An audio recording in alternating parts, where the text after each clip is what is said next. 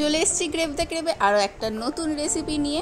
এই গরমে তো আইসক্রিম ছাড়া চলা যাচ্ছে না, তা প্রতিদিন দোকানে না গিয়ে একদিন বানান, সারা সপ্তাহ ধরে খান।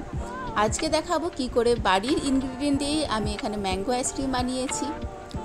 আমটাকে বাদ দিয়ে বাকিটা করলে আপনারা ভ্যানিলা বা অন্য যে কোনো ফ্লেভার দিয়ে দিলে সেই আইসক্রিমও বানাতে পারবেন। তো একবার ঝটপট রেসিপিটা দেখে নিন। এটার জন্য আমি এখানে দুধ নিয়ে নিয়েছি, প্রায় 750 গ্রাম পরিমাণ দুধ। সেটাকে একটু ফুটতে শুরু করলে তারপর আমি এখানে দিয়ে দেব 100 গ্রাম পরিমাণ চিনি। চিনিটা আপনারা নিজেদের মতো দিয়ে দেবেন, বা আম দিচ্ছি তাই আমের কতটা মিষ্টি সেটা পরিমাণ বুঝে দেবেন।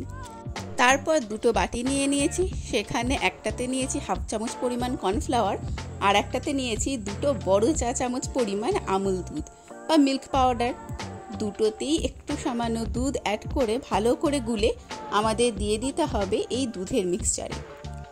আমুল দুধটা বা গুঁড়ো দুধটা অ্যাড করেছি টেস্ট এনহ্যান্সের জন্য, এবং যে কর্নফ্লাওয়ারের গুঁড়োটা দিয়েছি সেটা দিয়েছি যাতে একটু থিক হয়ে যায়, তাহলে অল্প ফোটালেই দুধটা ঘন হয়ে যাবে।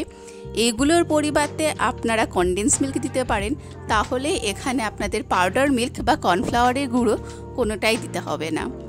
কিন্তু আমি এখানে বাড়ির ইনগ্রিডিয়েন্টে দেখাবো বলেছি তাই এই দুটো ব্যবহার করেছি। দুটোতে প্রায় সমানই রেজাল্ট আসে।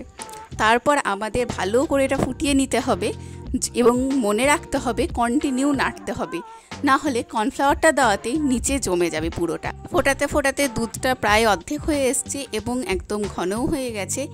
এই সময় আমাদের গ্যাসের ফ্লেমটা বন্ধ করে এটাকে ঠান্ডা করে নিতে হবে। ঠান্ডা করার জন্য এমনিও রেখে দিতে পারেন, বা হাতার সাহায্যে বারবার নাড়াচাড়া করলে সেটা ঠান্ডা হয়ে যাবে। অন্যদিকে আমি নিয়ে নিয়েছি হুইপড ক্রিম। আপনারা বাজার থেকে কেনা ফ্রেশ ক্রিমও অ্যাড করতে পারেন, যেটা ইচ্ছা।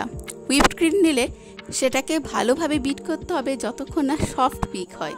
এটা যখন কেক বানাবেন সেরকম ক্রিমটাকে করলে হবে না, তার থেকে একটু হালকা। আমি এখানে দেখিয়ে দিয়েছি কতটা আনতে হবে। এই যে যখন আমি তুলছি তখন দেখবেন একটু পিক হচ্ছে কিন্তু পড়ে যাচ্ছে, এই রকম টাইপের করতে হবে।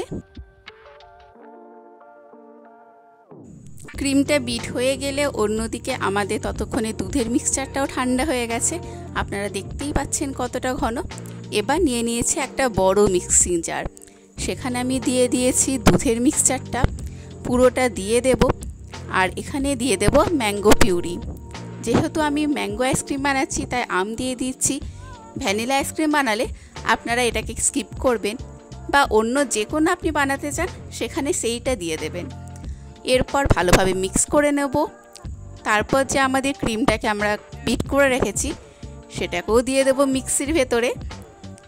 আর গন্ধের জন্য আমি এখানে ম্যাঙ্গো ফ্লেভারের এসেন্স ইউজ করেছি, আপনারা ভ্যানিলা এসেন্স ইউজ করতে পারেন। এবং যদি কিছু না থাকে তাহলে একটু এলাচ গুঁড়ো দিয়ে দেবেন, তাতেই এনাফ। রঙের জন্য 2-3 ফোঁটা আমি এখানে ফুড কালার ইউজ করেছি, এটা সম্পূর্ণ অপশনাল, আপনার কাছে থাকলে দেবে, না হলে কোনো প্রয়োজন নেই। ব্যাস, মিক্সচারটা দেখতে পাচ্ছেন কতটা ঘন। এবার এটাকে একটা এয়ারটাইট কন্টেনারে নিয়ে প্রায় 6 থেকে 7 ঘন্টা ফ্রিজে রেখে দেবেন, বা আরও ভালো রেজাল্টের জন্য ওভারনাইট ডিপ ফ্রিজে রেখে দেবেন। এই যে আমি ওভারনাইট ফ্রিজে রাখার পর আপনাদের রেজাল্টটা দেখাচ্ছি। দেখতেই পাচ্ছেন কতটা শক্ত এবং একদম আইসক্রিম হয়ে গেছে। এরপর চামচে করে তুলুন আর খান। রেসিপিটা যদি ভালো লেগে থাকে তাহলে অবশ্যই জানাবেন এবং সাবস্ক্রাইব করে পাশে থাকবেন। আমার চ্যানেলে মেম্বারশিপ ওপেন হয়ে গেছে, মাত্র 29 টাকা দিয়ে আপনারা আমার চ্যানেলের মেম্বার হতে পারবেন, এবং এর ফলে আমি শেখাবো আপনাদের বিভিন্ন ছোট ট্রিক্স কুকিং নিয়ে। আবার দেখা হবে কোনো নতুন রেসিপি নিয়ে পরের ভিডিওতে।